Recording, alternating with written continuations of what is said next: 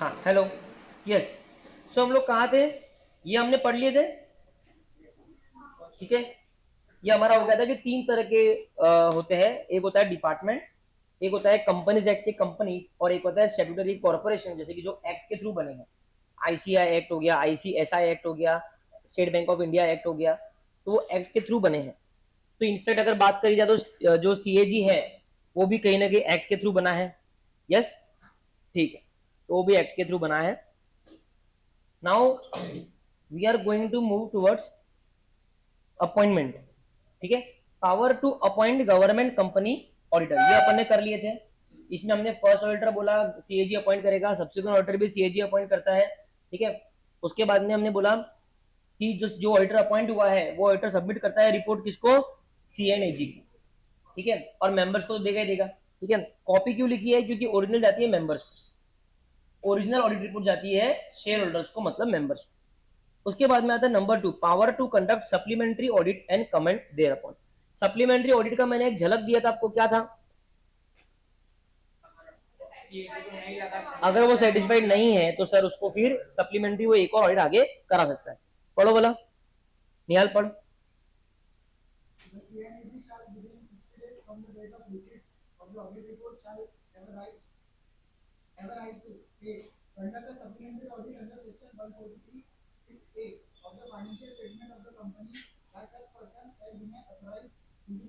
मतलब सिंपल है, audit report जैसे ही सीएजी को मिली, मतलब the receipt of audit report. मान लो सीएजी को 1 सितंबर को ऑडिट रिपोर्ट मिली, 1 सितंबर से 60 दिन के अंदर अंदर सीएजी को लगता है कि यार नहीं नहीं नहीं, नहीं मजा नहीं आया, मजा नहीं आया, तो सप्लीमेंट्री ऑडिट ऑर्डर कर सकता है। अब सप्लीमेंट्री ऑडिट जब वो करवा रहा है, जरूरी नहीं है कि वो उसी फर्म से कराए, और वो मूर्ख थोड़ी है, वो ऑलरेडी सेटिस्फाइड नहीं है फर्म के काम से, तो उसी सीए फर्म को अपॉइंट करेगा क्या? वो किसी को भी अपॉइंट कर सकता है सप्लीमेंट्री ऑडिट करने के लिए।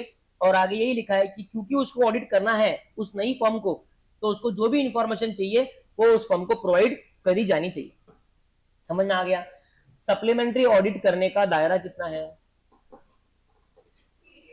60 दिन। कितना है? कितने दिन में वो सप्लीमेंट्री ऑडिट ऑर्डर कर सकता है? जोर की बोलो, और जोर की बोलो। 60 days within what? From the date of receipt of audit report. Second,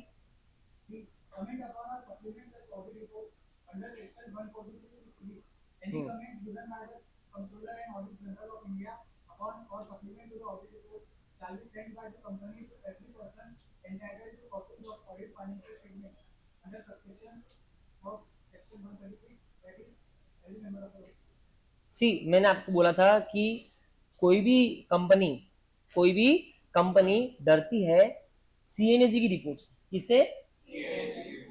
statutory auditor की रिपोर्ट तो ठीक है, उसके लिए मैनेजेबल है, लेकिन गवर्नमेंट कंपनी के लिए मेन है सीएनएजी की रिपोर्ट। किसकी? अब यहाँ पे ना सीएनएजी क्या होता है ना, सीएनएजी खुद का कोई रिपोर्ट नहीं देता।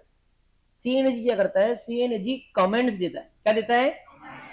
सीएनएजी की रिपोर्ट को बोलते हैं कमेंट्स देना। क्या देना?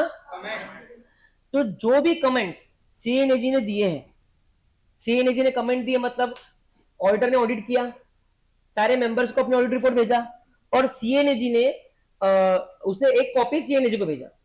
तो सीएनएजी क्या करता है? वो ऑडिट रिपोर्ट पूरी पढ़ेगा, वो खुद का भी ऑडिट करेगा, उसके खुद के ऑडिटर भी ऑडिट कर रहे हैं, फिर वो देगा कमेंट। क्या देगा? और वो होती है लिस्ट ऑफ कमेंट्स। क्या होती है? अब ये नॉर्मली जो ऑडिट रिपोर्ट ऑडिटर देता है वो हम किसको देते हैं? एवरी शेयर होल्डर को देते हैं। ऑडिटर की ऑडिट रिपोर्ट सब शेयर होल्डर को जाती है। यस, वैसा ही सीएनएजी के जो कमेंट्स है वो भी सारे शेयर होल्डर को जाने चाहिए। देखो, any comments given by C and AG, ठीक है, अपॉन या फिर supplement to audit report shall be sent by the company to every person entitled to the copies of audited financial statements. ठीक है, ऑडिटेड फाइनेंशियल स्टेटमेंट्स के हर एक कॉपी जो भी अपन हर एक मेंबर को देते हैं, उन सबको हम ऑडिटेड स्टेटमेंट के साथ साथ में हम सीएनजी कमेंट्स की कॉपी भी देंगे। समझा क्या? क्लियर है? तो सीएनजी की पावर के बारे में अगर हम ऑडिट की बात करें तो सर एक है कि 60 दिन के अंदर वो सप्लीमेंट्री ऑडिट ऑर्डर कर सकते हैं, नंबर 1। सर दूसरा, उनके जो भी कमेंट्स रहेंगे वो हर कंपनी के, every member of the company को जाने चाहिए जिनको ऑलरेडी ऑडिट रिपोर्ट जाती है। समझा? ये 136 था क्या आपको कंपनी लॉ में, है ना? तो उस, अरे इंटर में है, ठीक है, तो आप लोग उसको इंटर में कवर करोगे। 136 है ना? हाँ। 136 में क्या बोलता है कि जो ऑडिटेड फाइनेंशियल स्टेटमेंट है वो किन किन को जाने चाहिए, कंपनी को किन किन को ऑडिटेड फाइनेंशियल स्टेटमेंट्स भेजने हैं। समझा? ये दो गए। यहां तक किसी को डाउट?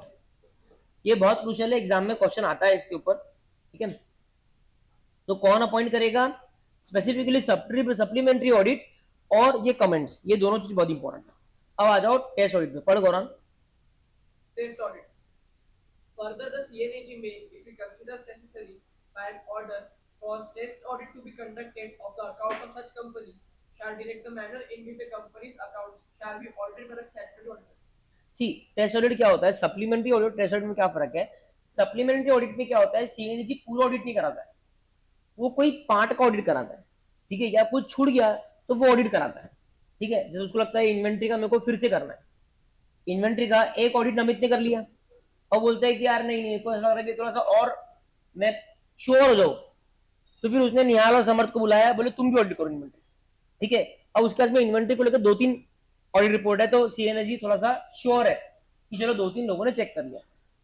टेस्ट ऑडिट का मतलब क्या होता है, पूरा की पूरा ऑडिट फिर से कराना, ठीक है, टेस्ट बेसिस पे किसी भी कंपनी का जिसका उसको लगे, ठीक है। तो ये बहुत बार ना इंटरचेंजेबली यूज होता है, सप्लीमेंट्री ऑडिट और टेस्ट ऑडिट। लेकिन सप्लीमेंट्री, किसी भी चीज को सप्लीमेंट करना मतलब जोड़ना, करेक्ट है। तो एक मेन ऑडिट हो गया, साथ में हमने सप्लीमेंट्री कुछ और ऑडिट भी करवा लिया। लेकिन टेस्ट ऑडिट मतलब कि अपने को टेस्टिंग बेसिस पे कि कोई गड़बड़ तो नहीं है, अपन पूरा के पूरा ऑडिट करवाते हैं किसी भी कंपनी का रैंडम बेसिस। सीएनजी को जब भी नेसेसरी लगा वो एक ऑर्डर दे सकता है कि यार टेस्ट ऑडिट करना पड़ेगा अकाउंट्स का, मतलब पूरे अकाउंट्स का, ठीक है, किसी कंपनी का, और किस मैनर में करना है, ठीक है, वो सब बताएगा वो, और वो स्टैट्यूटरी ऑडिटर को बोलेगा ऑडिट करो। So further, CNAG may, if he considered necessary, by an order, cause test audit to be conducted of the account of such company, shall direct the manner in which the company's account shall be audited by the statutory auditor. किस तरीके से statutory auditor को audit करना है वो भी वो बताएगा, प्लस टेस्ट ऑडिट कौन कंडक्ट करेगा और कैसे कंडक्ट करेगा वो भी वो बताएगा। Auditor shall submit a copy of their audit report to the CNAG, who shall have a right to comment upon or supplement the audit report. CNG को क्या क्या राइट है? कमेंट तो करेगा ही, कमेंट मतलब सीएनजी खुद की रिपोर्ट, ठीक है, उसका नाम वो लोग कमेंट बोलते हैं, ठीक है, लिस्ट ऑफ कमेंट्स, तो वो कमेंट भी करेगा और उसको लगता है तो वो सप्लीमेंट्री ऑडिट भी बोलेगा। और जहां जरूरत बोली वो उसको टेस्ट ऑडिट करवाना है। टेस्ट ऑडिट एक सबसे ज्यादा नेग्लिजिबल टॉपिक है, ये कभी प्रैक्टिकल वर्ल्ड में होता नहीं है, हर बार होता है तो मैक्सिमम सप्लीमेंट होता है, ठीक है। तो एग्जाम के लिए भी सप्लीमेंट इंपॉर्टेंट है, इसी के लिए सप्लीमेंट को उन्होंने भी अलग से दिया है कि 60 दिन के अंदर आप सप्लीमेंट कर सकते हो, ठीक है। कोई डाउट? आगे बढ़ गौरव। Section 134, subsection 3 of Companies Act 2013 imposes a duty on the board of directors of a company to give an explanation on every reservation or adverse remark in the auditors. In the absence of similar provisions requiring the company to give reply on the reservation made by the CNAG, the board of directors of such company is not bound to give information or explanation in respect of such company. सी क्या है कि एक section है 134, ध्यान से समझना। 134 section जो है ये लगता है बीओडी को। बीओडी कौन होते हैं? इनको लगता है। तो बोर्ड ऑफ डायरेक्टर्स का क्या काम है कि सेक्शन 134 के हिसाब से उनको क्या करना है कि अगर मान लो ऑडिटर ने अपनी ऑडिट रिपोर्ट में कोई भी नेगेटिव कमेंट दिया, कोई भी एडवर्स कमेंट दिया, है ना, हमने पढ़ा है चैप्टर में, कोई भी कमेंट दिया, तो बोर्ड ऑफ डायरेक्टर्स को क्या करना पड़ता है कि अपनी जो डायरेक्टर्स रिपोर्ट है, डायरेक्टर्स रिपोर्ट जो बनती है, डायरेक्टर्स रिपोर्ट क्या होता है जिसमें डायरेक्टर्स अपनी बातें लिखता है, जैसे ऑडिटर अपनी बातें लिखता है वैसे डायरेक्टर अपनी बात लिखता है। डायरेक्टर रिपोर्ट कभी भी ऑडिटर रिपोर्ट के बाद में फाइनलाइज होती है। क्यों? क्योंकि अगर ऑडिटर ने कोई भी नेगेटिव रिमार्क दिया, कोई भी एडवर्स रिमार्क दिया, तो डायरेक्टर को अपनी रिपोर्ट में उसकी रीजनिंग, खुद की सफाई देना होता है, खुद की। अब मान लो फॉर एग्जांपल ऑडिटर ने अपनी रिपोर्ट में बोला कि इनकी इन्वेंट्री जो है फाइनेंशियल्स में 1 करोड़ की दिख रही है लेकिन फिजिकली 10 लाख की है, ठीक है, तो ये ग्रॉस मिसस्टेटमेंट है, मटेरियल मिसस्टेटमेंट है, hence I am giving a qualified opinion, मतलब मैं मेरा ओपिनियन खराब कर रहा हूँ। अब डायरेक्टर रिपोर्ट में हम लिखेगा वो लिखेगा कि हाँ हमारी 1 करोड़ की इन्वेंट्री थी, फिजिकली 10 लाख की दिख रही है क्योंकि वो इन्वेंट्री वहां पड़ी हुई है, पर ऑडिटर को हम लोग वो चेक नहीं कर पा रहे हैं, चेक नहीं करवा पा रहे हैं कि वो इन्वेंट्री थर्ड पार्टी के पास कहाँ पड़ी है, क्योंकि हम लोग अभी भी देख रहे हैं कि वो थर्ड पार्टी कौन है। तो हमको हमको लग रहा है कि हमारे ऊपर फ्रॉड हुआ है, ठीक है, ऐसा कुछ तो जस्टिफिकेशन उसने बना के अपने डायरेक्टर्स रिपोर्ट में डाल दी। तो उसको जस्टिफिकेशन देना कंपलसरी है डायरेक्टर को, जो भी रिजर्वेशन या नेगेटिव रिमार्क ऑडिटर ने अपने ऑडिट रिपोर्ट में दिए। समझा क्या? समझा क्या बात को? देखो समझो, 31 जुलाई बोर्ड पे देखना, ऑडिटर ने अपनी रिपोर्ट दे दी और उसमें था एक नेगेटिव कमेंट, बराबर है। अब ये क्या करेगा डायरेक्टर्स रिपोर्ट, जैसी उसको 31 जुलाई को मिली, 31 जुलाई को या 1 अगस्त को जैसे भी लगे, वो ओपन करेगा डायरेक्टर्स रिपोर्ट। कौन? Board of directors. वो क्या करेंगे, इस कमेंट को लेके वो जस्टिफिकेशन देंगे। ये उनको मैंडेटरी है एज पर 134, नहीं तो उनको लगेगा पेनल्टी। समझा? अभी क्लियर है बात एकदम? लेकिन कंपनीज एक्ट में एक फ्लॉ है। कंपनीज एक्ट में ये जो दिया हुआ है, ये सिर्फ दिया हुआ है adverse comment of the auditor. किसका? Adverse comment of the auditor. यहाँ पे सीएनएजी लिखा है क्या? तो इसलिए वो बोल रहा है कि अगर सीएनएजी ने कमेंट्स दिए हैं, सीएनएजी ने कमेंट्स दिए मतलब सीएनएजी के ऑब्जर्वेशंस है, तो आइडियल सिनेरियो में कोई ये सोच सकता है कि सीएनएजी के कमेंट्स है तो डायरेक्टर्स को उन पे भी जस्टिफिकेशन अपनी रिपोर्ट में देना पड़ेगा, लेकिन ऐसा नहीं है। क्यों? क्योंकि 134 में गलती से सिर्फ ऑडिटर लिखा है, सीएनएजी नहीं लिखा है। इसके लिए बोलता है in the absence of similar provisions requiring the company to give reply to reservations made by CNAG, the board of director of such company is not bound to give any explanation in respect of such companies. समझ में आई के बाद? ये flaw है, बची हुई अभी तक कंपनी, ठीक है। हाँ, रिजर्वेशन मतलब कमेंट्स, नेगेटिव कमेंट्स,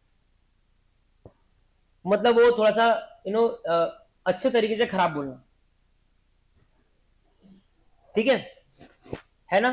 तो ये समझ में आया सबको पॉइंट 134 वाला? ये भी होगा कि 134 शायद आपको होगा कंपनी एक्ट में, ये भी आपका कवर होगा 134 में, ठीक है, कि डायरेक्टर को देना होता है, तो उसमें वो जो स्टैट्यूटरी ऑडिटर है अगर उसने कोई एडवांस रिमार्क दिया है तो उस पर वो कमेंट देगा, जस्टिफिकेशन देगा, लेकिन अगर सीएनएजी ने कुछ कमेंट्स दिए या रिजर्वेशन किए उस पर नहीं देगा, ठीक है। ये एमसीक्यू के लिए बहुत इंपॉर्टेंट, लिख लो।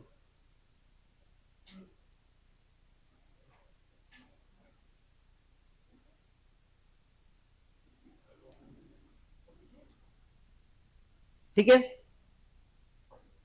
फटाफट 30 सेकंड्स लो और ये दोनों पढ़ो जल्दी से, सप्लीमेंट्री की लिमिट वगैरह सब जल्दी अब भी लर्न कर लो क्लास में।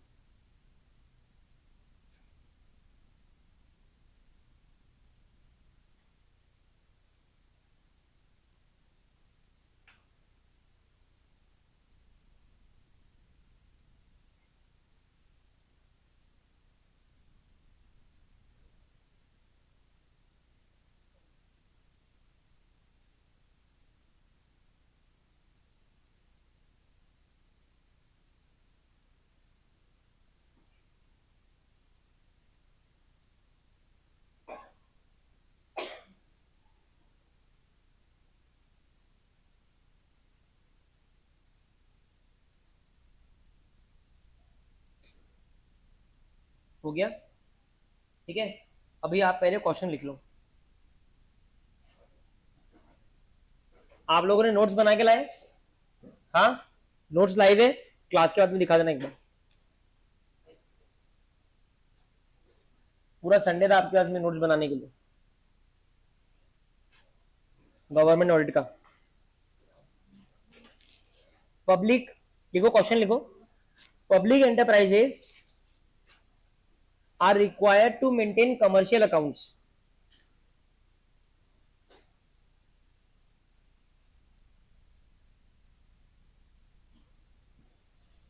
and they are generally classified under three categories, and they are generally classified under three categories.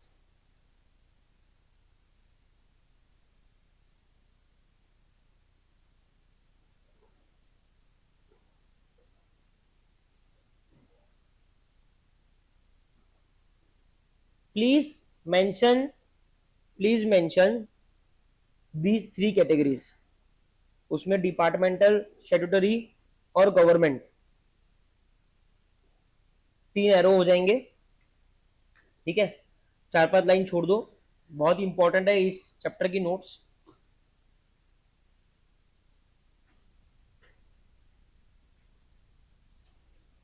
उसके बाद में लिखो write short note on, write short note on, फिर करो semicolon,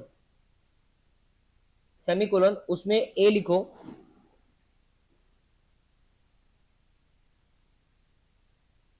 power to appoint government company auditor, और B लिखो power to conduct supplementary audit and comment there on.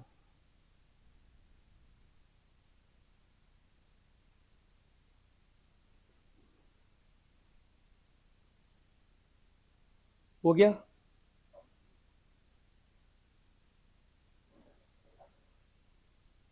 Line छोड़ दो, एक आधा पौना पेज छोड़ दो। अगला क्वेश्चन लिखो audit of local bodies. Local bodies may receive different types of grants from the state administration. Local bodies may receive different types of grants from state administration.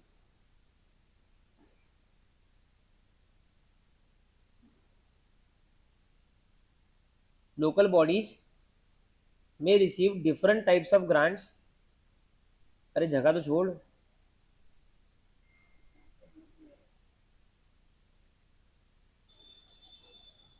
Local bodies may receive different types of grants from state administration.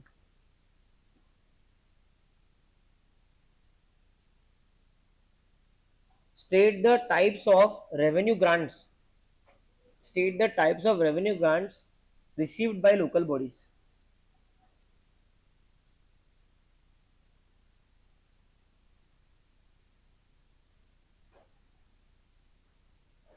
हो गया?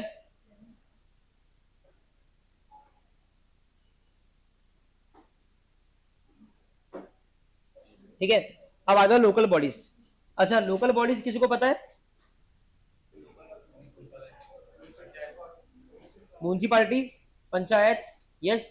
तो अगर ये Maharashtra state government है, ठीक है, तो Akola municipal corporation ये क्या है? Local bodies. अभी ये लोकल बॉडीज को अगर काम करना है, रोड बनाने हैं, है ना, पाइपलाइन बिछानी है पानी की, कचरा घंटा गाड़ी आती है, सब है, इनको क्या चाहिए? पैसा चाहिए।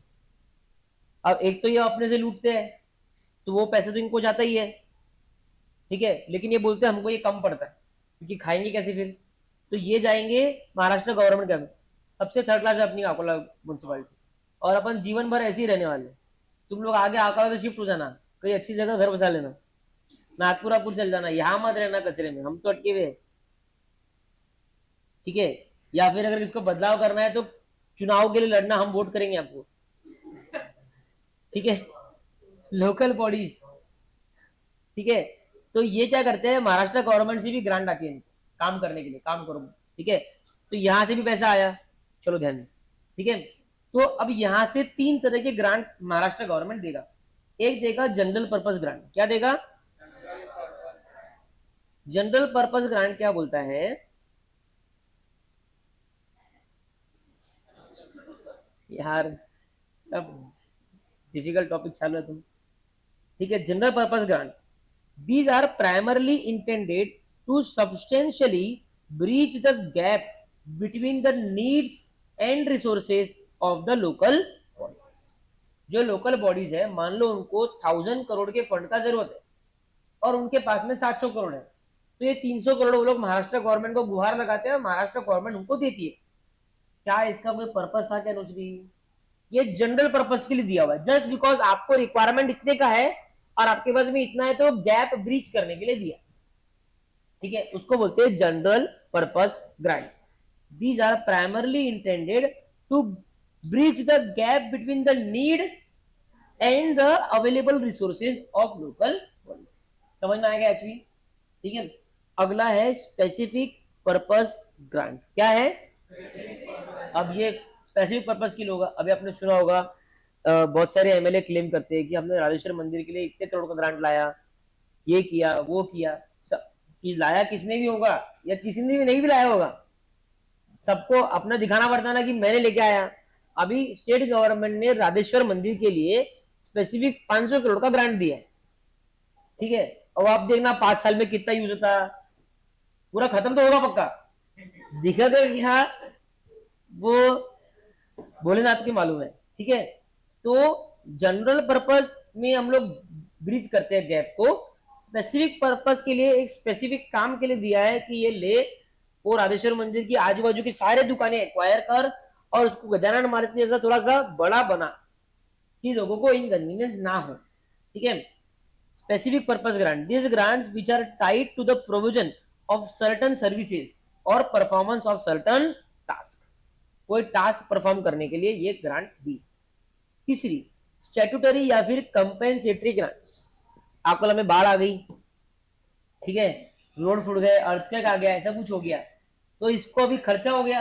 अब ये खर्चा प्लान किया था कि अपन ने मोरना नदी में बाढ़ आ जाएगी, तो उसके कंपेंसेट करने के लिए उनको पैसा चाहिए। अभी आसाम में चल रही है बाढ़, है ना, अलग अलग बिहार में चलता ही हर बार, कोई ना कोई गांव डूब जाता है, तो उनको पैसा चाहिए ना वो पूरा वापस बसाने के लिए। This grants under various enactments are given to local bodies as a compensation on account of loss of any revenue on taking over a tax by state government from local government। इसका एक और तरीका, एक तो compensatory का मतलब होता है कोई भी आपका समझो लॉस फ्रॉम नेचुरल कैलेमिटी आप पकड़ लो। जनरली क्या है, लॉस फ्रॉम नेचुरल कैलेमिटी ना आजकल वो लोग आप कैसे बता, वो एक है ना अलग से कोष, पता है कोष क्या होता है? कोष को इंग्लिश में ट्रेजरी बोलते हैं। ठीक है, कोषाध्यक्ष, राइट। तो आजकल है ना इन्होंने क्या किया, क्योंकि अब नेचुरल कैलेमिटी से ना लॉस होना बहुत आम बात हो गई, तो उन्होंने ना उसको स्पेसिफिक में जनरली कवर करने लग गया आजकल, उसके लिए अलग से कोष बनाते हैं। पहले ऐसा नहीं होता था, पहले नेचुरल कैलेमिटी मतलब उसको एक्स्ट्राऑर्डिनरी इवेंट मानते थे, इसके लिए उसके लिए अलग से कोई ट्रेजरी नहीं बनती थी। लेकिन आजकल क्या है, वो स्पेसिफिक पर्पज में कवर हो जाता है। यहाँ पे उन्होंने टेक्स्ट बुक में क्या कवर किया है कि अभी मान लो जीएसटी आया, क्या आया, पहले आपको आपको पता ही नहीं होता है, पहले ऑक्ट्रा लगता था। तो अकोला में कोई भी ट्रक आया तो उसको पहले ऑक्ट्रा आके भी रुकना पड़ता था, उसको टैक्स भरना पड़ता था और फिर वो आगे जा सकता, मतलब कोई भी गुड्स अकोला में बिना ऑक्ट्रा दिए नहीं आ सकते। अब वो ऑक्ट्रा एक किसको जाता था, लोकल बॉडी को, क्योंकि वो बोलते तुम हमारे शहर में आके पैसा कमा रहे हो तो हमको टैक्स दे के जाओ। अब जीएसटी आया, जीएसटी ने बोला ये सारी बेहुदा हरकतें बंद करो, वो पैसा वैसे ही यूज नहीं होता, तो ये सब बंद करो, इन सबको हम लोग सबसम्ड कर लेंगे और एक नाम देंगे जीएसटी।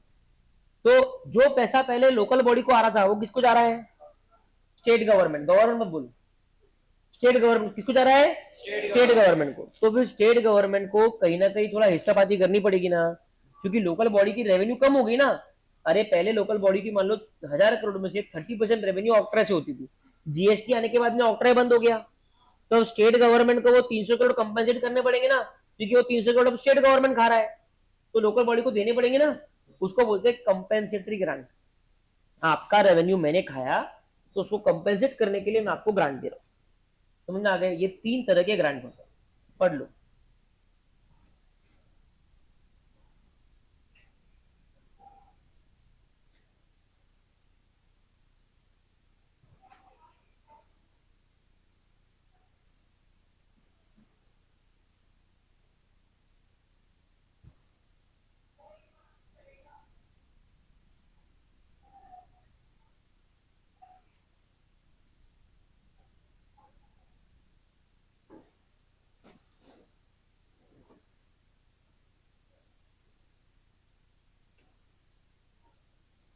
हो गया,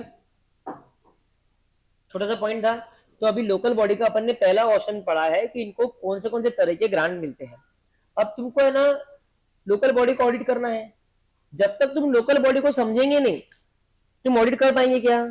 तो अब तुमको समझाएगा कि लोकल बॉडी होता क्या है, लोकल बॉडी का फाइनेंशियल एडमिनिस्ट्रेशन कैसे होता है। क्वेश्चन लिखो, ये क्वेश्चन के लिए जगह छोड़ दो 4-5 लाइन की। क्वेश्चन लिखो, auditor should understand financial administration of local bodies.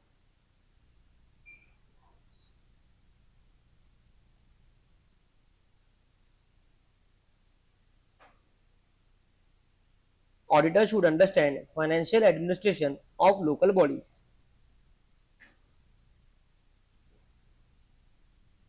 Before starting the audit, state some of the aspects.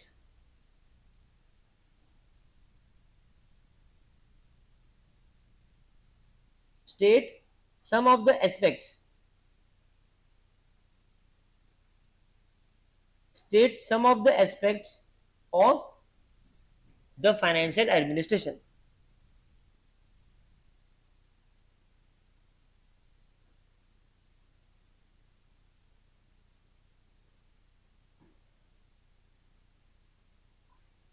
ठीक है, चलो अभी है ना तीन तीन एस्पेक्ट है फाइनेंशियल एडमिनिस्ट्रेशन समझने के लिए। तीन चीज समझना जरूरी है और बहुत लॉजिकल है।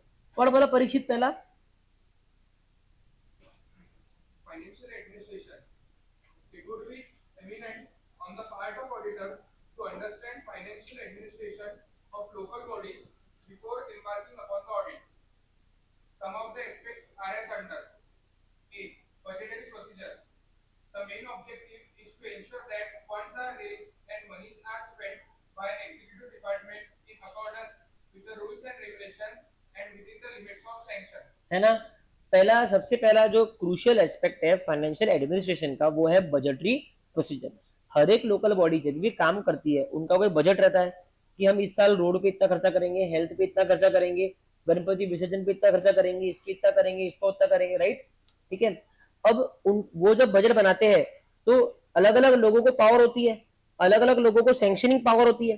तो पहला पॉइंट ये बोलता है कि सबसे मेन ऑब्जेक्टिव ये बजटरी प्रोसीजर का ये है कि जो भी पैसा रेज हुआ है, जो भी मनी खर्चा हुआ है, जो एग्जीक्यूटिव डिपार्टमेंट है जिनका काम है खर्चा करना, वो रूल्स और रेगुलेशन के हिसाब से हुआ है और सैंक्शन के लिमिट के अंदर। जितना पैसा रोड के लिए सैंक्शन हुआ था उतना ही पैसा खर्चा हुआ है, समझा ना। तो इसको बोलते हैं बजटरी प्रोसीजर। अब ये एग्जीक्यूटिव डिपार्टमेंट बोलेंगे तो आपके वार्ड मेंबर हो गए, है ना, रोड वाले मेंबर हो गए, मतलब जो अलग अलग डिपार्टमेंट के वो हो गए एग्जीक्यूटिव डिपार्टमेंट। तो ये जो भी खर्चा कर रहे हैं वो खर्चा बजटरी लिमिट के अंदर है, सैंक्शन के अंदर है, रूल्स और रेगुलेशंस के अंदर है। सेकंड, है ना, अभी आपको जो सिखाया है फाउंडेशन तक ऐसा सिखाया है, यहाँ पे एक्सपेंस वगैरह रहेंगे, यहाँ पे इनकम रहेगी। लेकिन क्या है, हर स्टेट की अकाउंटिंग अलग अलग तरीके से करते हैं। गवर्नमेंट जो अकाउंटिंग करेगी लोकल बॉडी को वैसी अकाउंटिंग करनी पड़ेगी, क्योंकि अल्टीमेटली स्टेट गवर्नमेंट के जो अकाउंट्स बनेंगे वो ये लोकल बॉडी को कंपाइल करके ही बनेंगे, है ना। तो अगर महाराष्ट्र स्टेट गवर्नमेंट में कुछ अकाउंट्स रखने का तरीका अलग है, मान लो महाराष्ट्र गवर्नमेंट में गणपति विसर्जन नाम का खर्चे का हेड ही अलग है क्योंकि महाराष्ट्र में ज्यादा है, ठीक है। तो फिर लोकल बॉडी को भी गणपति विसर्जन के नाम से अलग से खर्चे का हेड अपने अकाउंट से बनाना पड़ेगा। तो म्युनिसिपल बजट के जो फॉर्मेट्स है और अकाउंट्स के जो हेड्स है वो स्टेट टू स्टेट वेरी करेंगे। तो इधर दूसरा क्रूशियल पॉइंट क्या है, हेड्स ऑफ अकाउंट्स। ठीक है, पहला क्या है, जो फंड्स रेज हुआ है, मनी स्पेंड हुआ है, वो as per rules and regulation हुआ है। बोल भैया तीसरा क्या है। हाँ जी,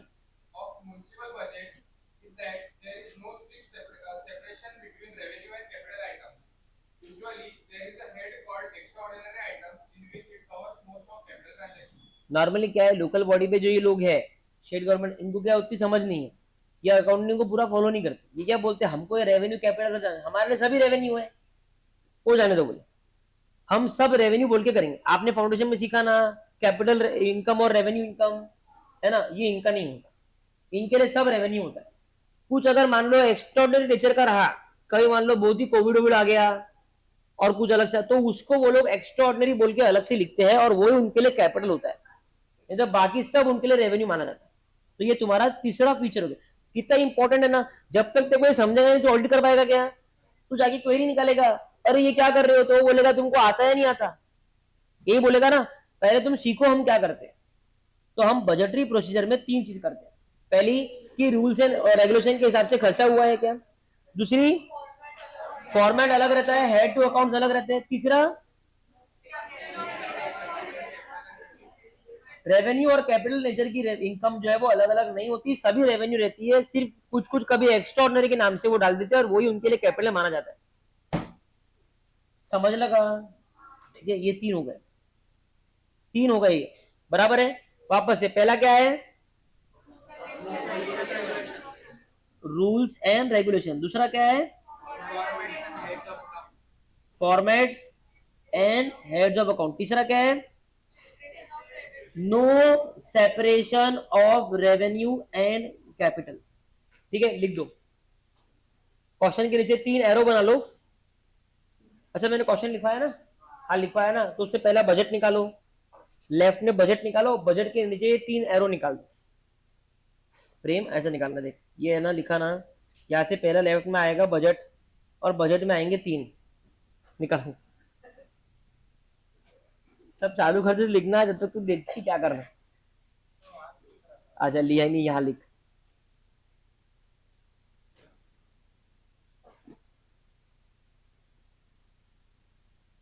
ये भी रफ बुक में लिख रहे क्या? ये घर पे जाके लिख देना, वापस से फेयर करना ही पड़ेगा आपको। आप सिर्फ क्वेश्चन लिखो।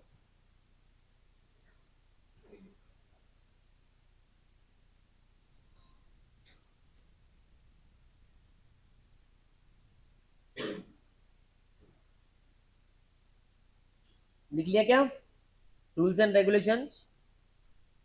दूसरा क्या था, हेड्स ऑफ अकाउंट्स और रेवेन्यू का, मतलब दूसरा और तीसरा लगभग सेम है अकाउंटिंग को लेके। ठीक है, पढ़ परीक्षित, आगे पढ़, एक्सपेंडिचर पढ़।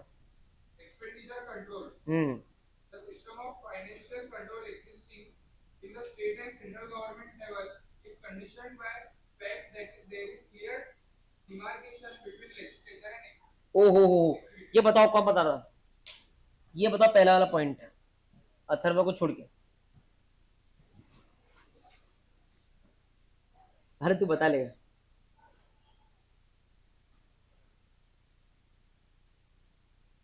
प्रीत बता बता, बहुत अच्छा और इजी पॉइंट है।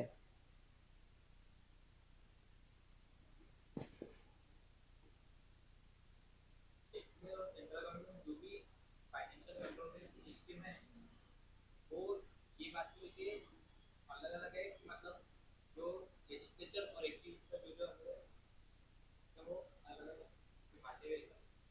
नहीं, ऑलमोस्ट सही बोला उसने। ठीक है, आखिरी में थोड़ा बिगड़ गया।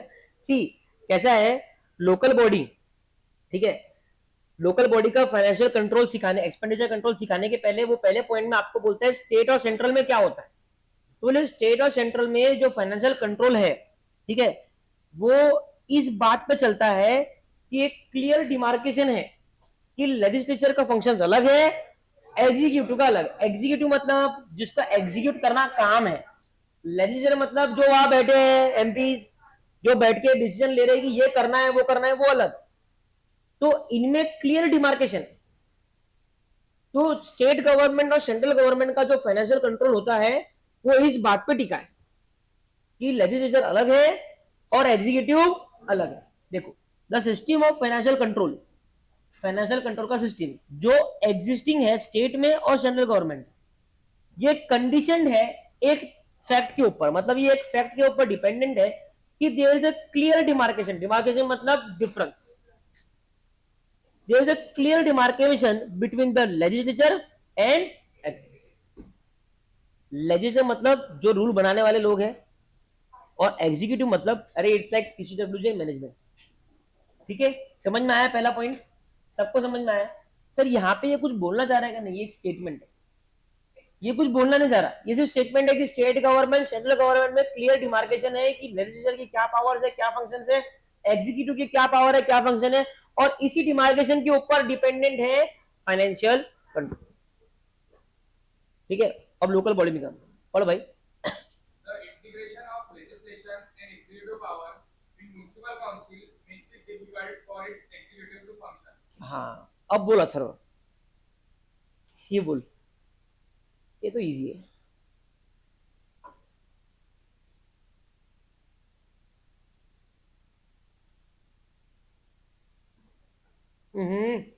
अरे तो बोलना भाई, पहले बारे में हाथ ऊपर कर रहा है, इतने निर्दिष्ट हुआ था। सर जैसा हमने ऊपर देखा कि स्टेट और सेंट्रल में वो अलग-अलग है, बाइफरकेशन है, बट म्युनिसिपल लेवल पे वो नहीं है, इसलिए उनका जो एग्जीक्यूशन वाला फंक्शन है वो डिफिकल्ट है। बराबर है कि सर ऊपर बाइफरकेशन है, इसलिए उनका थोड़ा काम ठीक है, लोकल लेवल पे ये बाइफरकेशन करना डिफिकल्ट है, क्योंकि चालक मालक है, वही मैडम बैठी है गद्दी पे, और वही मैडम एग्जीक्यूट भी करने वाली है, वो क्या करने वाली है उसको मालूम। तो इनका जो इंटीग्रेशन, इंटीग्रेशन मतलब मिलावट, देख बरका, इंटीग्रेशन और डिमार्केशन ये दोनों अपोजिट्स है। डिमार्केशन मतलब क्लियर कट डिफरेंस है, इंटीग्रेशन देखो, January batch and May batch clear demarcation है, लेकिन मे प्री और मे पोस्ट इंटीग्रेटेड है ना, अल्टीमेटली एग्जाम सेम ही होने वाला है। यस, सो ये जो म्युनिसिपल काउंसिल्स है ना, इनमें यास्वील लेजिस्लेशन और एग्जीक्यूटिव पावर में डिमार्केशन नहीं कर सकते, ये होते हैं इंटीग्रेटेड, इस कारण से इनका फाइनेंशियल कंट्रोल थोड़ा वीक रहता है। समझा क्या? Makes it difficult for its executive to function. ठीक है ना? इसमें देखो ये जो लाल लाइन है ये आपके लिए इंपॉर्टेंट है, बाकी आप आगे पीछे का मी का थोड़ा बना सकते हो, कोई प्रॉब्लम नहीं, लेकिन सिर्फ लाल लाइन लिख के मत छोड़ देना, लिखना आगे कौन है बरका, सिर्फ इतना लिख के मत छोड़ देना, आगे पीछे लिखना। ठीक है, पहला समझा कि एक्सपेंडिचर कंट्रोल दोनों में डिमार्केशन है, इसमें इंटीग्रेशन है।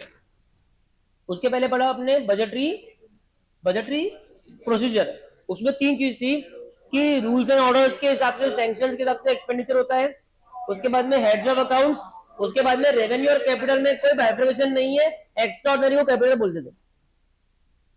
आखिरी पढ़ भाई Parikshit. This leaves the system of external audit by state government as the only instrument of controlling municipal expenditure. हाँ, अभी क्योंकि फाइनेंशियल कंट्रोल नहीं है, तुमने देख ही लिया, लेजिस्लेचर मतलब देखो जहां पे चालक मालक, तुम एक बताओ, सुनील किराना में जो कंट्रोल है और डीमार्ट में जो कंट्रोल है, डीमार्ट का कंट्रोल ज्यादा अच्छा होगा, यहाँ तो चालक मालक है, इसको जो करना है वो कर सकता। वैसा ही म्युनिसिपैलिटी में एग्जीक्यूटिव और लेजिस्लेशन सेम ही है, इंटीग्रेटेड है, तो उनमें कोई फाइनेंशियल कंट्रोल नहीं है। इसके लिए तीसरा पॉइंट क्या बोलता, अब क्योंकि ऐसा है तो जो स्टेट गवर्नमेंट का ऑडिट होता है वो एकमात्र हमारे पास में ऑप्शन बच जाता है म्युनिसिपैलिटी के खर्चे को कंट्रोल करने का। सर कैसे? अरे स्टेट गवर्नमेंट का जो एक्सटर्नल ऑडिटर है वो क्या करता है, स्टेट गवर्नमेंट ने जो जो ग्रांट दी है म्युनिसिपैलिटी को उसको एनालाइज करता है, और वो देखता है कि म्युनिसिपैलिटी का खर्चा बढ़ा कि कम हुआ, और उस हिसाब से वो देखता है कि ग्राउंड पे कितना काम हुआ, और उसको ऐसा लगता है कि ग्राउंड पे काम नहीं हुआ तो वो क्या एडवाइस करेगा स्टेट गवर्नमेंट को कि अगली बार इनका खर्चा कम कर दो। वही एकमात्र तरीका है, एक बार खर्चा स्टेट गवर्नमेंट की जेब से लोकल गवर्नमेंट की जेब में चला गया तो वो पैसा चल गया, वो वापस नहीं आता। ठीक है, क्योंकि वहां पे इंटीग्रेशन है, वहां पे दोनों अलग अलग नहीं है, बनाने वाला भी वो, रूल बनाने वाला भी वही है और एग्जीक्यूट करने वाला भी वही है, तो वहां पे कंट्रोल लग सकता है क्या? तो एक मात्र कंट्रोल क्या बच जाता है कि जब तुम ऊपर से पैसा भेज रहे हो तो पैसा देख के भेजो। बढ़िया कंसेप्ट एकदम, सिखाया गया ढंग से। ठीक है, लोकल बॉडी हम क्या देख रहे हैं, अभी तक ऑडिट चालू किया गया यार, क्या चालू कर रहा है, फाइनेंशियल एडमिनिस्ट्रेशन समझ रहे पहले, फिर ऑडिट कर पाएंगे। पढ़ो तीसरा, पढ़ो भाई प्रेम, अकाउंटिंग सिस्टम पढ़ ले। Municipal accounting in budget format has been criticized as neither simple nor comprehensible, sometimes providing inadequate information. सब नेगेटिव बता देता हूँ, ये ऑडिट करने के पहले सारे नेगेटिव। वो बोल रहा है ये अकाउंटिंग सिस्टम जो इनका होता है वो आधा टैली पे करते हैं, आधा हाथ से करते हैं, उनको कुछ समझ में आता नहीं। तो म्युनिसिपल अकाउंटिंग और बजट के जो फॉर्मेट है ये हर बार क्रिटिसाइज होते हैं कि वो सिंपल तो बिल्कुल भी नहीं है और ना ही कॉम्प्रिहेंसिबल है। कहीं कुछ लिखा है, कहीं कुछ, मतलब एक चीज का एक ही नाम होना चाहिए, है ना। एक जगह कचरा घंटेगाड़ी लिखा है, एक जगह लिखा है वेस्ट मैनेजमेंट। दोनों खर्चे आदमी अलग अलग पकड़ता है, तो एक ही ना वो। तो वो ना सिंपल है ना कॉम्प्रिहेंसिबल है। समटाइम्स प्रोवाइडिंग इनएडुकेट इंफॉर्मेशन, और बहुत बार इनएडुकेट इंफॉर्मेशन। तो ये सब तुमको पता होना चाहिए, है ना। जा रहे राजस्थान घूमने के लिए, कुछ कुछ हवेली वहां पे भूतिया हवेली भी है, तुमको जानकारी नहीं होगी, तुम जाओगे शाम में, वापस नहीं आओगे। ठीक है। एक्सपेंडिचर कंट्रोल, अकाउंटिंग सिस्टम, समझ में आया क्या। बजटरी, एक्सपेंडिचर और अकाउंटिंग, ये तीन क्या है, फाइनेंशियल एडमिनिस्ट्रेशन के पॉइंट है। महाराज ये ऑडिट नहीं है, ऑडिट का क्वेश्चन आया तो ये लिख के मत आना, पूरा रॉन्ग मिलेगा। ये क्वेश्चन काय का है कि लोकल बॉडी का फाइनेंशियल एडमिनिस्ट्रेशन कैसे होता है, उसके कुछ फीचर बताओ, ये वो है। अब ऑडिट देखिए यहाँ पे लिखा है उसमें, objective of audit of local body. Local body का ऑडिट करने का ऑब्जेक्टिव क्या होता है ऑडिटर का। कौन बोलेगा जोर की, पढ़ नमित पढ़, बुक लेके आओ फिर पढ़ो। The important objective of audit are reporting on the fairness of the content and presentation of the affairs. मतलब ऑब्जेक्टिव, हम लोकल बॉडी को ऑडिट कर रहे हैं तो हमारा क्या क्या ऑब्जेक्टिव होना चाहिए। पहला क्या होना चाहिए कि जो भी कंटेंट है, आप लोकल बॉडी के फाइनेंशियल स्टेटमेंट, अरे लोकल बॉडी का जब फाइनेंशियल स्टेटमेंट, उसको फाइनेंशियल स्टेटमेंट नहीं बोलते हैं, उसे और नाम होगा क्या, फाइनेंशियल स्टेटमेंट तो फाइनेंशियल स्टेटमेंट ही होगा। वो लोकल बॉडी का हो, स्टेट गवर्नमेंट का हो, इंडिया का हो, नाटो का हो, किसी का भी हो, वो रहेगा तो फाइनेंशियल स्टेटमेंट ही। तो जो लोकल बॉडी का फाइनेंशियल स्टेटमेंट है, उसके कंटेंट की फेयरनेस, मतलब वो कंटेंट सही है क्या, बिना रिसिप्ट, कोई खर्चा उन्होंने लिख दिया इतना हुआ, वो पैसा जेब में चला गया, उसकी कोई रिसिप्ट रिसिप्ट है ना। तो ये फेयरनेस चेक करना है कि वो एक्चुअली खर्चा हुआ क्या, प्लस प्रेजेंटेशन, कि एक ही चीज को चार पांच नाम से लिखा होगा तो उसको एक करके तुम लिख दो, राइट। ये तुम्हारा ऑब्जेक्टिव है। पहला क्या है, बोलो, फेयरनेस एंड प्रेजेंटेशन, बोलो वापस से, वापस से। Fairness and presentation. दूसरा, Reporting upon the strengths and weakness of system of taxing. है ना। फाइनेंशियल कंट्रोल का स्ट्रेंथ और वीकनेस के ऊपर आपको रिपोर्ट करना है, ये आपका सेकेंड ऑब्जेक्टिव है कि जो फाइनेंशियल कंट्रोल लोकल बॉडी में है, उस फाइनेंशियल कंट्रोल का स्ट्रेंथ वीकनेस क्या है। ठीक है, आगे। Reporting on the adherence to legal requirements. Reporting on adherence to legal requirement, कि लोकल बॉडी लीगल रिक्वायरमेंट को कितना एडहर कर रही, एडहर कर रही मतलब फॉलो कर रही, लिख दो आप भले ही फॉलो, है ना। मतलब मान लो ये बोला हुआ है कि लोकल बॉडी, अगर मान लो ऐसा बोला हुआ है कि 100 करोड़ के ऊपर का अगर कोई प्रोजेक्ट है तो लोकल बॉडी नहीं कर सकती, उसको पहले स्टेट गवर्नमेंट की परमिशन लेना होगा, स्टेट गवर्नमेंट अपने प्रतिनिधि भेजेंगे, और बड़ा अमाउंट इन्वॉल्व है ना, स्टेट गवर्नमेंट का इन्वॉल्वमेंट होना चाहिए। ये हो गया लीगल रिक्वायरमेंट। लेकिन लोकल बॉडी इसको फॉलो नहीं कर रही, लोकल बॉडी ने 200 करोड़ खर्चा कर दिया खुद से, तो तुम्हारा काम है इस पे रिपोर्ट करना, ये तुम्हारा ऑब्जेक्टिव है। पहला ऑब्जेक्टिव काय को लेके है, अकाउंट्स को लेके, ठीक है, कि आपके जो एफएस है वो सही तरीके से प्रेजेंट है और वो फेयर है। दूसरा कंट्रोल, पहला एफएस, दूसरा कंट्रोल, तीसरा लीगल रिक्वायरमेंट्स। बोलो FS, financial control, legal requirement. ठीक है, चौथा बोलो, Reporting upon whether value is being fully received or money spent. है ना। हमने बार बार बोला है स्टार्टिंग से कि government audit is not only about auditing, वो ये भी चेक करता है कि जो खर्चा पब्लिक का मनी गया है, तो वो मनी से जो रिजल्ट चाहिए था वो मिला क्या, तो जो भी खर्चा हुआ है क्या पूरा वैल्यू उस खर्चे से मिला क्या अपने को, वो अपने को समझना है। तो ये भी ऑडिटर का काम है, इसको भी अंडरलाइन करो, वैल्यू रिसीव्ड और मनी स्पेंड। किसी को भी इसको देखने की प्रैक्टिकल जिज्ञासा है तो बस स्टैंड या रेलवे स्टेशन पे जाओ, उसमें देखो जो उन्होंने लगाए हैं बैठने के, जो कचरे के डब्बे लगाए हैं, जो लाइट लगाई है, उसमें पैसा मिला क्या, वैल्यू मिला क्या, वो समझो। ठीक है, वो उन्होंने लगाए थे, ये ब्रिज बनाया है ना, इतना प्यारा ब्रिज बनाया वो उसके सामने, पेट्रोल पंप के सामने, ठीक है, इतना प्यारा है कि उसको ना मार्किंग है, ना उसका भी धोते, ना कभी उसको पेंट मारते, ठीक है, तो वो ब्रिज बनाया तो उसपे सामने लोग अपोजिट चलते हैं, अपोजिट चलते तो एक्सीडेंट हो सकते हैं, तो वहां लगाए खिल्ले। आपने देखी कि कभी स्पाइक्स लगाए हुए हैं कि अगर यहाँ से आए कोई गाड़ी सही साइड से तो वो अपने आप फ्लैट हो जाते, ऑटोमेटिक लगाए वो। सर उसको और यहाँ से आया तो लोगों ने क्या किया, उसको निकाल के ले गए। मतलब ये चालू है यहाँ पे, वो निकाल के वो एक तो बंगारे बिक जाते हो, प्लस गाड़ी निकालने को जगह मिल जाती। मतलब तो कितना टाइम है लोगों के पास में कि वो 4-5 निकाल लिया कि मेरी गाड़ी यहीं से जाने होना। क्या बोलेंगे। उससे जगह उसको बिठाया वो पत्थर अटका हाँ उसको दबाया साइड से साइड में पत्थर अटका के हाँ, वो भी होता, वो भी होगा, वो देखा नहीं गौरव मैंने इतना कि बस तो मैं लाइट से करते मैं लाइट देखा उसमें आखिरी वर्ड, आखिरी वर्ड पढ़ जल्दी, Detection and prevention of error, fraud and misuse of resources. है ना। जो भी आखिरी पॉइंट सबसे कॉमन पॉइंट है कि जो भी रिसोर्सेज, रिसोर्सेज का मतलब लोकल बॉडी का धन, है ना। जितनी भी प्रॉपर्टीज है, एसेट है, ठीक है। पहले चलती थी अपनी अकोला में एएमटी चलती थी, फिर से आ रही है। तो वो एएमटी भी क्या है, लोकल बॉडी की रिसोर्सेज है। तो ये रिसोर्सेज में कोई एरर, फ्रॉड या मिसयूज तो नहीं हो रहा, है ना। वो एएमटी चल रही है लोगों की सुविधा के लिए, ठीक है। वो ताई के घर पे कोई शादी है तो उन्होंने सारी बसेस अपनी शादी में ले ली। चलता कैसा, एक जगह पे हुआ है, अकोला में नहीं, इंडिया में हुआ एक जगह पे, ठीक है। म्युनिसिपालिटी की बसेस थी ना जो चलती गांव में, 5 रुपए 10 रुपए स्टॉप टू स्टॉप, वो जो प्रधान था, मतलब जो मेयर जो भी होगा, उसकी यहाँ पे शादी थी, वो सारी बसेस तो शादी में यूज कर ली। पब्लिक रिसोर्सेज है ना ये। आपको पता है, आप लोगों ने सुना है एक पब्लिक ऑफिसर था, उसका फोन डैम में गिर गया। एक पब्लिक ऑफिसर था, सोचो आप कि हम कहाँ रह रहे। एक पब्लिक ऑफिसर था, उसका फोन डैम में गिर गया, उसने पूरे डैम का पानी छोड़ दिया बाहर उसका फोन रिकवर करने के लिए। आप सोचो, ये हुआ है, सर्च कर लेना ना, गूगल है आपके पास में।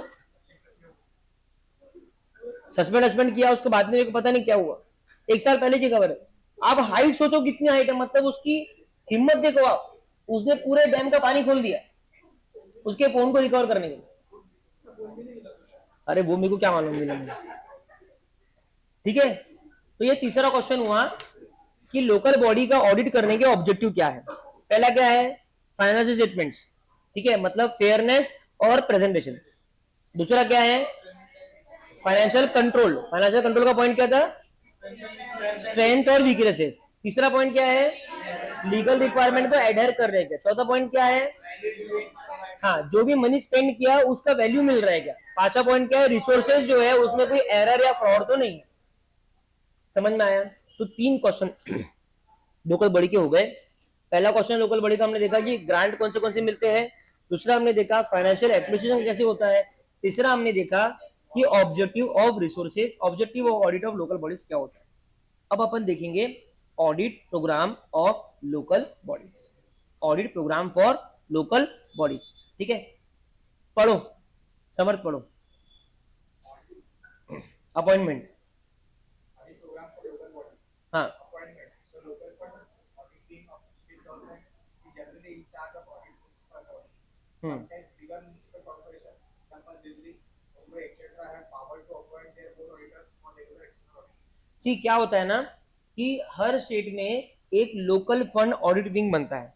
ये यहाँ पे अगर किसी की इच्छा होगी तो सीए का रिक्रूटमेंट होता है, इसकी एग्जाम अलग से होती है, ठीक है। लोकल फंड ऑडिट विंग, ये लोकल फंड ऑडिट विंग जो होता है, ये वो होता है जो बेसिकली इंचार्ज होता है कि ये स्टेट गवर्नमेंट के जितनी भी लोकल बॉडीज है, ठीक है, उनका ऑडिट करवाया जाए। तो ये बेसिकली काइंड ऑफ कमिटी है। फिर ये खुद भी ऑडिट करते हैं, ये ऑडिटर्स को हायर करते हैं, जो भी उनको करना है वो कर सकते हैं। लेकिन आपको पता है मुंबई की कॉर्पोरेशन, दिल्ली की कॉर्पोरेशन जो है वो किसी स्टेट गवर्नमेंट से कम नहीं है। उनका बजट इतना भारी है, मतलब महाराष्ट्र गवर्नमेंट से ज्यादा पावरफुल मुंबई बीएमसी है। समझा कि आपको मैं क्या बोल रहा हूँ। कभी अकोला की बीएमसी की इलेक्शन के लिए झगड़े वैसे देखा क्या आपने, जो हारा हारा, जो जीता वो जीता, खाना सब कोई है। लेकिन बीएमसी में इतने झगड़े होते, दिल्ली में इतने झगड़े होते क्योंकि वहां पे फंड ज्यादा इन्वॉल्व है। It's like your handling entire state government, ठीक है। तो मुंबई, दिल्ली, ऐसे जो बड़े बड़े कॉर्पोरेशन है वो खुद के ऑडिटर खुद अपॉइंट कर सकते हैं। लेकिन अकोला, अमरावती, ये सब जो छोटे छोटे म्युनिसिपल कॉर्पोरेशन है, इनका जो ऑडिटर ऑडिट करेगा वो स्टेट गवर्नमेंट की लोकल ऑडिट विंग जो है वो डिसाइड करेगी। ठीक है, ये हो गया अपॉइंटमेंट। आगे Audit is concerned. Fairness of the content and presentation of financial statement. The strengths and weakness of system of financial control. The adherence to legal requirement, whether value is being fully received or money spent. Same point है objective वाले, तो ये second हो गया। तो अगर हम, ये बेसिकली लोकल बॉडी का ऑडिट प्रोग्राम है। क्या है? लोकल बॉडी का Audit program. कि ऑडिट प्रोग्राम का मतलब हमने चैप्टर नंबर 2 पढ़ा है, एक पूरा प्रोग्राम बनता है, फिर उसके हिसाब से ऑडिट होगा। एग्जाम में अगर ऐसा आया कि audit programme of local bodies, तो आप पहले लिखोगे अपॉइंटमेंट कौन कौन करता है, दूसरा आप देखोगे auditor concern which is nothing but objectives. ठीक है, तीसरा रहेगा रूल्स एंड रेगुलेशन। क्या है? The auditors should ensure that the expenditure incurred conforms to the relevant provisions of the law. है ना, ऑडिटर को ये इंश्योर करना है कि जो भी एक्सपेंडिचर इंकर हुआ है वो रेलेवेंट प्रोविजंस ऑफ लॉ के हिसाब से हुआ है क्या। चौथा, Authorization. He should ensure that all types of sanctions and the special or general authoritated by the competent authority. मतलब जितने भी सैंक्शन हुए हैं, जो भी खर्चे कर रहे हैं, ऐसे मनमानी से कोई नहीं कर सकता, सैंक्शन कराना पड़ता है खर्चों को। जिसने सैंक्शन किया है उसके पास में अथॉरिटी थी सैंक्शन करने की। ठीक है, आगे Provisioning. He should ensure that there is a provision of funds and the expenditure is incurred from the provision and the same has been authorized by the competent. है ना, ऑडिटर को ये भी इंश्योर करना है कि अगर कोई खर्चा करना है तो वो खर्चे के लिए प्रोविजन ऑफ फंड्स है, मतलब फंड्स अलग से निकाला हुआ था और प्रॉपरली एक कॉम्पिटेंट अथॉरिटी उसको सैंक्शन कर रहा है, उस प्रोविजन ऑफ फंड्स को भी सैंक्शन कर रहा है। Performance. The auditor should check that the different schemes, programs and projects for large where large financial expenditure, expenditure has been incurred are running economically and getting the ये तो government audit का main बोल सकते feature, main यही है कि जहां जहां पे ज्यादा पैसा लगा है, जो स्कीम में ज्यादा पैसा लगा है, जो प्रोजेक्ट में ज्यादा पैसा लगा है, तो उधर प्रॉपर पैसा सही तरीके से यूज हुआ है और वो स्कीम सही तरीके से चल रही है या नहीं चल रही है, तो पूरा पैसा वेस्ट हो गया, है ना, ऐसा वही होना चाहिए। क्लियर है? तो ये बहुत जगह पे हुआ, कोविड में सब जगह पे बड़े बड़े कैंप्स लगे, बड़े बड़े पोलियो के कैंप्स लगते हैं आजकल, यस, बड़े बड़े शिविर लगते हैं, तो ये सब के आपको देखना पड़ता है जहां पे ज्यादा खर्चा इन्वॉल्व है, तो क्या वहां पे इकोनॉमिकली काम हो रहा है, क्या जो प्रोजेक्ट है वो सही रिजल्ट यील्ड कर रहा है या नहीं कर रहा है। क्लियर है? ये 6 पॉइंट आपको लर्न करने ही पड़ेंगे audit programme of local bodies में। ठीक है, अपन हेडर्स लर्न करते हैं, बाकी तो अपन मन से लिख सकते हैं। ठीक है, हेडर्स में सबसे पहला अपॉइंटमेंट, ठीक है, दूसरा है ऑडिटर का क्या कंसर्न होता है, तीसरा रूल्स एंड रेगुलेशन, फिर एक सैंक्शन का है, एक प्रोविजन ऑफ फंड्स का है और एक परफॉर्मेंस का है। सैंक्शन और प्रोविजन फंड साथ साथ में चलते हैं हर बार। ठीक है, और आखिरी में सब कुछ होने के बाद में परफॉर्मेंस। समझा? 1 मिनट दे रहा हूं, लर्न करो, हेडर्स भी लर्न करो और पॉइंट्स भी लर्न करो जल्दी, बाद में बोलना मेरे को आ रहा नहीं। 6 पॉइंट्स है, एटलीस्ट 5 पॉइंट लिखने पड़ेंगे।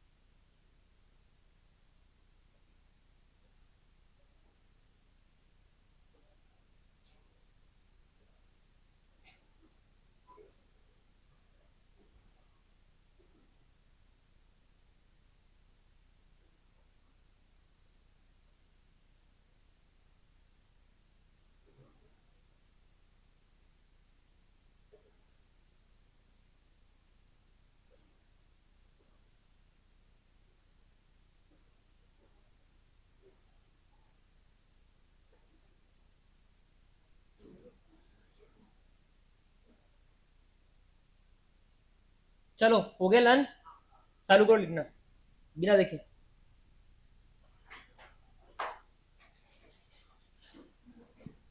कमान सब लोग ट्राई करो, पूरा आना चाहिए।